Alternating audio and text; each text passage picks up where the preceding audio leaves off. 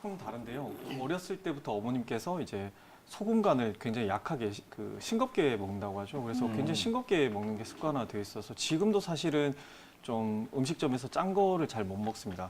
근데 뭐 한편으로는 다행이기도 한 게 이게 싱거운 맛에 또 나름대로 익숙해지니까요. 그러니까 소금 간을 따로 안 해도 되고, 그리고 이제 소금 같은 경우에 특히 많이 먹게 되면은 각종 성인병에 노출된다고 알려져 있지 않습니까? 혈압도 올라가고 그런 것들에 대해서는 조금 어느 정도 예방은 되어 있다는 생각은 듭니다. 다만 이제 그런 음식점들을 찾아가는 게 제일 어렵더라고요. 그러니까 소금 간이 되어 있지 않고 이제 식당에 들어갔을 때 직접 이제 소금을 칠 수 있는 곳, 그 다음에 양념장이 나오는 게 따로 분리돼 가지고 나올 수 있는 곳, 그런 곳을 결국에는 찾아가게 되더라고요. 그래서 제 입맛에 맞게 적절하게 조절해서 먹는 그런 음식점들을 가고 있습니다. 아까 말씀하셨는데 이제 조금 이제 뭐 그런 간장 베이스의 맛을 좋아한다고 하는데 저는 약간 그 단맛을 좋아하는 것 같아요. 그래서 저는 조금 양념치킨 파입니다. 네, 좀 약간 파가 다른데 그래서 단맛을 이게 먹게 되는데 아까 이게 미각 중독 얘기도 하셨지만 결국 이제 저 같은 경우에도 그 단맛에 일주일에 한 번씩은 생각이 나는 것 같아요. 힘들고 되게 지쳐 있을 때 그쵸. 나를 일으키는 초콜릿 같은 음식들, 나를 일으키는 양념통닭 같은 그런 음식들 한 번씩은 생각나는데 저 스스로는 이제 생각을 하죠. 아, 그래 일주일에 한 번은 건강한 거야라고 생각을 하는데 사실 그 강한 단맛, 그다음에 굉장히 자극적인 맛은 사실 좀 굉장히 크게 와닿는 것 같습니다. 이런 이제 아까도 말씀드린 이제 미각 중독이라는 것 같은 경우는 스스로 자각하는 것들도 굉장히 중요한 것 같습니다. 내가 그것을 계속 탐닉하고 내가 그것을 이제 많이 먹으려고 하는구나라는 걸 자각하고 조절할 수 있으려면 먼저 내가 그걸 찾는다는 것을 알아차리는 게 중요하겠죠. 그래서 만약에 이 방송을 보고 계신 시청자분께서도 나는 뭘 평소에 먹지라고 생각을 해서 나는 단맛을 주로 먹는구나라는 생각이 들면은 이제 조금씩 줄여보는 노력을 한번 해보시면은 건강에 많은 도움이 되실 것 같습니다. 네. 어느 정도의 폭이 있죠. 근데 이 폭을 그러면은 어떻게 우리가 체크를 할 수 있을까 생각을 해보면 일단 중요한 건 내가 생각을 했을 때 그런 음식들의 극도로 많이 찼고 극도로 달고 극도로 짜고 이런 음식들만을 선호한다. 라는 것도 일단 먼저 한번 체크를 해보시고요. 또 하나가 매 끼니마다 그런 음식들이 들어가 있는지 한번 체크를 해보십시오. 매 끼니마다 뭐 꼭 달고 굉장히 강한 자극을 주는 예를 들어 가지고 우리가 보면 설탕이 발려 있는 핫도그나 이런 것들을 디저트로 내가 꼭 먹어야 된다든가 아니면은 식사를 끝내고 나서 매우 달달한 카라멜 마키아토 같은 것들을 꼭 먹어야지 기분이 좋아진다거나 이런 것들이 있는지 한번 살펴보시고 오히려 반대로 그런 음식들이 없었을 때 기분이 굉장히 다운되는지도 한번 살펴보십시오. 있을 때는 굉장히 기분 좋고 없으면 굉장히 기분이 망쳐지고 그 하루를 조금 안 좋게 생활할 수 있는지 그런 것들 한번 살펴보시고요. 그다음에 내가 봤을 때 그거를 먹지 않고 그걸 찾지 않으면은 금단 증상, 어디 갔지? 불안하고 굉장히 막 초조해지고 빨리 먹어야 될 것 같은 그런 증상들이 있는지 보시고 그다음에 마지막으로 자신의 체중이 정상 체중인지 한번 생각을 해보십시오. 아까도 말씀드렸지만 이 금단 이런 이제 음식에 대해 가지고 중독이 일어나게 되면 보통 많이 먹게 되죠. 굉장히 많이 탐닉을 하게 되는데 이렇게 되면은 체중이 점점 증가하는 형상을 띠게 됩니다. 그래서 정상 범위 이내가 아니라 내가 과체중이다 혹은 비만이다. 만약에 그런 체중 범위 안에 들어간다면은 아까도 말씀드렸던 미각 중독에 해당하는 증상이라고 보시면 될 것 같습니다. 잘못 표기된 맞아요. 경우도 있고 일부러 네. 좀 작게 표기하는 경우가 있는데 네. 어떤 점을 좀 주의하면 좋을까요? 네, 말씀 잘해 주셨는데요. 그게 1회 제공량이라는 그 함정입니다. 못 봤어요. 네, 그게 이제 사실 작은 글자로 되어 있어요. 그렇죠. 보면은 영양 정보란에 보면은 바로 오른쪽 최상단에 보면은 1회 제공량이 나옵니다. 그러면은 그게 과자 같은 경우는 예를 들어서 20조각이 되어 있는 거지 한 봉지라면 약간 좀 애매하게 7조각 이렇게 되어 있는 경우도 있고 봉지일 경우에 3분의 1봉지, 그러니까 1회 제공량인 경우들이 있습니다. 이렇게 어느 정도 적당히 이렇게 줄여놓으면 사실 이렇게 총 들어가는 우리의 열량, 그 다음에 나트륨의 량, 그다음 탄수화물의 양이 이제 줄어드는 착시 효과가 있는 거죠. 그래서 아까 말씀하신 대로 얼핏 딱 봤을 때는 나트륨이 400mg밖에 없네. 이 정도면 먹어도 되겠지라고 하지만 사실 그 봉지 안에 들어있는 총량은 1200mg 정도 되는 경우들이 있죠. 1회 WHO에서 정한 1회 우리가 섭취하는 일반적인 이제 나트륨, 소금의 함량은 사실 죄송합니다. 섭취해야 되는 양은 한 2g 정도로 알려져 있습니다. 그러니까 2000mg 정도면은 그날 먹은 걸 다 먹은 건데 아까 말씀드린 대로 1200mg 먹었으면 이미 이제 그걸로 더 이상 그렇죠. 먹으면 안 되는 상황이 되는 거죠. 맞아요. 네. 이렇듯이 하루에 내가 먹어야 되는 당과 그다음에 하루에 내가 먹을 수 있는 나트륨의 양을 먼저 잘 생각하는 것이 좋습니다. 당은 일반적으로 50g 정도로 알려져 있고요. 그다음에 아까도 말씀드린 나트륨의 양, 소금의 양은 2000mg, 즉 2g으로 알려져 있습니다. 그래서 뒤에 영양 정보란에 나와 있는 것들과 아까도 말씀드린 1회 제공량, 분량만큼 곱해가지고 지금 이 봉지 안에 들어있는 것들을 계산하는 것이 좋아요. 왜냐하면 보통 한 번 뜯고 나면은 3분의 1봉지만 먹고 멈추는 경우들은 잘 없거든요. 주변 사람하고 나눠 먹거나 아니면은 내가 먹거나 하면 숨겨놓고 또 먹기도 합니다. 그래서 결국엔 한 봉지가 다 들어가는데 이 1회 제공량이 눈 속이면 속지 마시고 말씀드린 대로 잘 계산하셔가지고 이 안에 들어있는 총량을 잘 한번 확인해 보십시오. 그래야지 내 몸에 들어가는 그리고 나를 아끼는 그런 방법들을 알고 생활 속에서 실천할 수 있는 것이죠. 이렇게 좀 쓴맛에도 중독이 될 수 있을까? 이 부분이 궁금하거든요. 원장님들은 어떻게 생각하고 계시나요? 제 생각에는 이제 일단 일반적으로 중독이라는 얘기는 일단 통용되기로는 네. 단맛 그리고 짠맛에 많이 주로 통용이 되는데요. 사실 커피는 좀 더 쓴맛에 가깝습니다. 심지어 에스프레소 같은 경우는 굉장히 쓴맛의 그 자체라고 봐도 될 정도로 굉장히 익숙해지지 않으면 힘든 맛이죠. 그래서 일반적으로 커피가 되게 좋다라고 하시는 분들 같은 경우에는 이 커피의 쓴맛을 좋아하는 건지 아니면은 커피가 가지는 각성 효과, 내 몸을 반짝하고 깨우는 것 같은 그 느낌을 좋아하는 건지 일단 구분을 하시는 게 좋으실 것 같아요.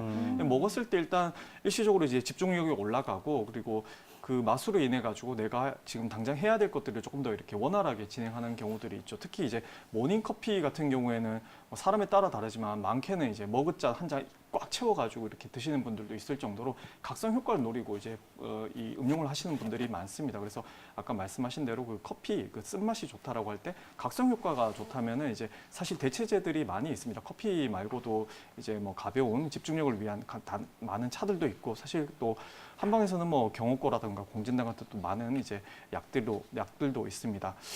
그리고 뭐 이제 집중력에 좋은 이제 여러 가지 혈자리들도 있고요. 근데 만약에 이 내가 좋아하는 게 커피가 가지고 있는 그 특유한 그 향을 가진 쓴맛이라면은 사실은 뭐 많이 안 드실 수밖에 없는 거죠. 네, 하루에 2잔 정도까지는 일반적으로 건강을 해치지 않는다고 알려져 있고요. 하루에 2잔 정도니까 뭐 아침 식사하고 한 잔, 그다음에 점심 식사하고 한 잔 정도 그렇게 음용을 하시면은 아마 하루를 생활하고 그다음에 나한테 만족감을 주는 행위로서는 충분히 잘 복용을 하신 거라고 생각을 하시면 될 것 같습니다. 이혜범 원장님, 이분의 증상에 대해서 어떻게 보시나요? 일단 그 말씀하신 증상으로 봤을 때는 이제 흔히들 얘기하는 대퇴골두라고 불리는 부위에 좀 문제가 있으신 걸로 보입니다. 이 대퇴골두라는 거는 우리의 이제 허벅지 뼈에서 몸쪽 제일 가까운 이제 볼처럼 생긴 공처럼 생겨 있는 이제 부분인데 이게 엉덩뼈하고 볼 소인트 소켓이라고 해서 이 관절을 이루게 됩니다. 이 관절이 맞물려 가지고 이렇게 자유자재로 비교적 체조 선수들 같은 경우도 굉장히 자유자재로 움직이지 않습니까? 이렇게 자유자재로 움직이는 역할을 해주는데 체중을 이제 지탱을 하는데도 굉장히 큰 역할을 합니다. 바로 이 부분에 좀 문제가 생겨서 아까 말씀하신 그런 증상이 나타나는 게 아닌가 이렇게 생각이 드네요. 네, 일단은 우리 이혜범 원장님께서 시청자님의 증상 간단하게 좀 점검을 해주셨는데요. 그렇다면 원장님, 이 대퇴골두에 문제가 생긴다면 고관절 통증이 바로 이어지는 것인지 이 부분에 대해서 조금 더 자세히 설명을 해주실까요?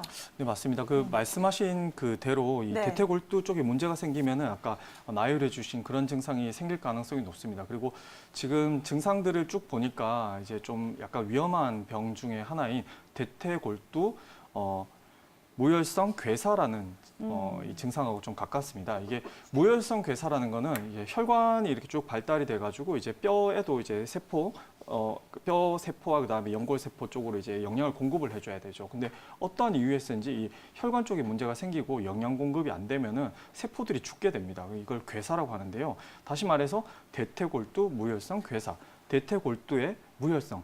이제 피가 가지 않아가지고 괴사, 죽게 되는 병이다 이렇게 생각을 하시면 되고 오른쪽에 나오는 사진과 같이 이제 이 우리가 힙 조인트, 엉덩관절이라고 하는 곳에서 이제 문제가 발생을 합니다.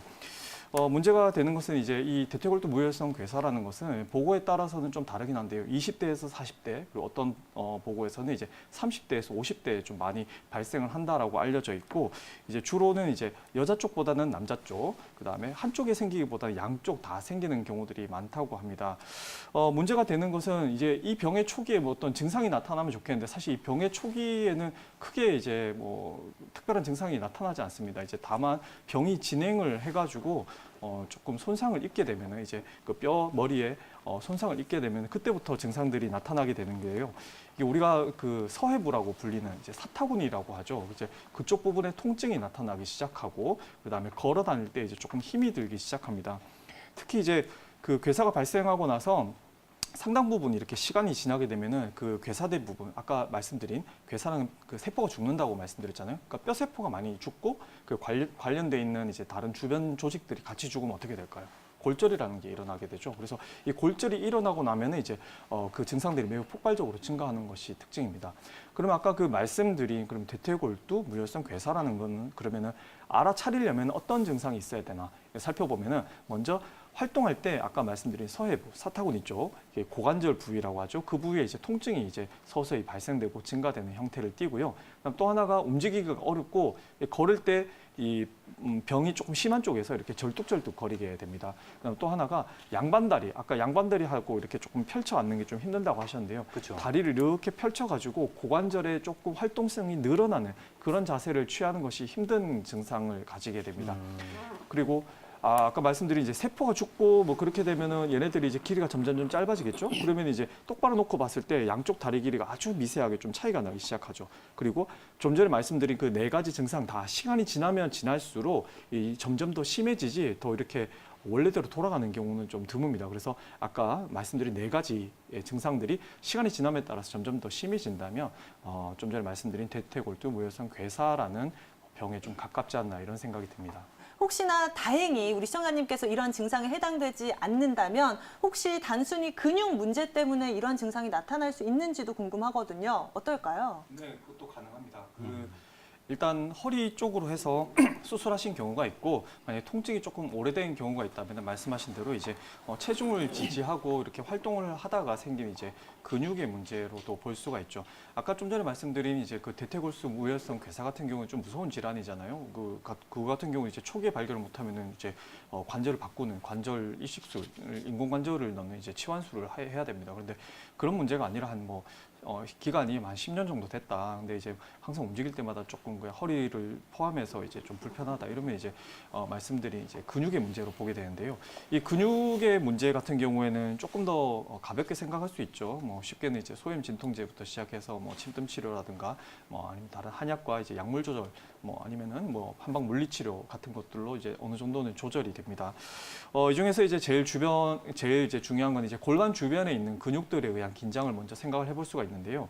일단 뭐 여러 가지 근육들 중에서 이제 대표적인 한 5가지 정도를 꼽아 보면은 대퇴근 장막근이라고 있습니다. 그거 같은 경우는 이제 아까 고관절 쪽이라고 말씀하시는데 그것보다 조금 바깥쪽입니다. 그쪽 주변에 해서 만약에 통증이 있으시다면 이 골반에서 무릎까지 이어지는 근육 쪽에서 이제 조금 긴장이 있는 근육 긴장이 있는 형태라고 볼 수 있고요.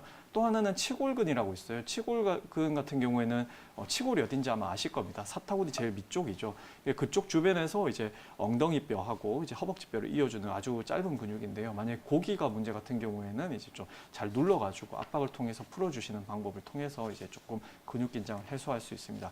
그 외에도 이제 중둔근이라고 해가지고 우리 체중을 지지해주는 근육입니다.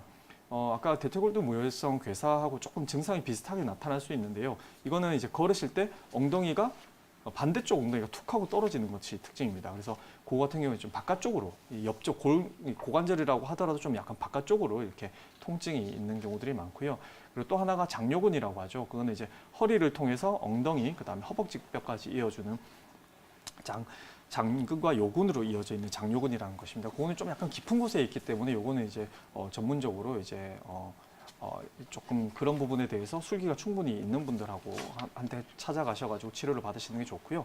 마지막으로 이제 봉건근이라고 있습니다. 이제 골반부터 시작해가지고 무릎까지 이어지는 쪽인데 요거 같은 경우는 통증이 사타구니 쪽보다 약간 아래쪽. 그렇다고 해서 중간보다는 내려가진 않고 좀 위쪽 부분에 통증이 멈추는 게 특징이고요.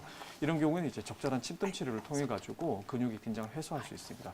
말씀드린 이제 한 5가지 정도의 근육 긴장을 가지고 이제 골반 통증 내지는 이제 골반 주변부, 그다음에 이제 고관절 주변부에 대한 통증을 다스릴 수가 있습니다. 네. 그러면 우리 시청자분께서 이렇게 고관절 통증 때문에 굉장히 고생을 많이 하시는데 또 평상시에 어떻게 관리해야 되는지도 굉장히 꼼꼼히 네, 체크를 맞아요. 해봐야 되잖아요. 네. 이혜범 원장님, 네. 어떻게 관리를 하고 또 주의해야 될 점은 어떤 것들이 있을까요? 네. 일단 제일 많이 알려져 있는 거는 이제 고관절에 무리를 주는 자세 같은 것들을 조금 피하셔야 되는데요. 그 중에 하나가 양반다리거든요. 이 양반다리가 사실은 우리가 그 동양권에서 오래 있다 보니까 이 자세가 굉장히 편한 걸로 우리는 스스로 이제 체득이 되어 있는데요. 사실 이 자세를 한 번도 취해보지 않은 뭐 서양권이나 서구권 친구들한테 한번 해보라고 하면은 보통 이게 뒤로 넘어가거나 이 무릎이 굉장히 올려가 있는 그런 자세를 취하게 됩니다. 그러니까 무릎이 이제 바닥에 편편하게 이렇게 가지가 않죠. 다시 말해가지고 이제 익숙한 자세니까 우리가 굉장히 쉽게 취하는 거지 그렇지 않으면 이제 이 자세 자체가 조금 많이 불편할 수 있습니다.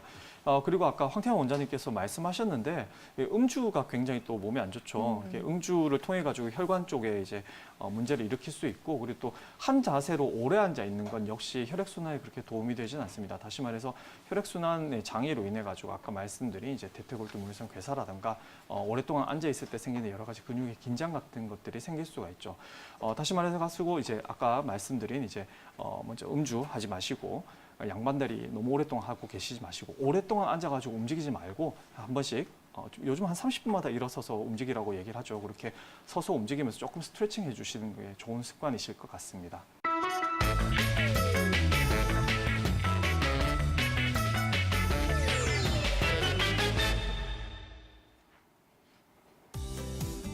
네, 안녕하십니까. 건강한 의사 이혜범 원장입니다.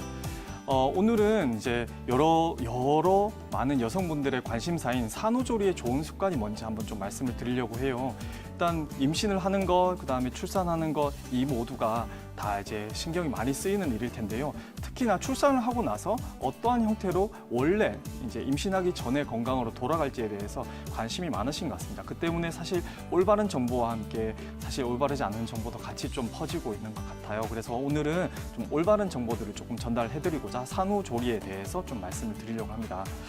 우선은 이제 그럼 산후조리 그러면 이것들을 얼마나 오랫동안 이제 지속을 해야 될지 궁금하시지 않습니까? 이 산후조리 기간에 대해서 말씀드리기 전에 우선 산욕기라는 거에 대해서 먼저 말씀을 드려야 돼요.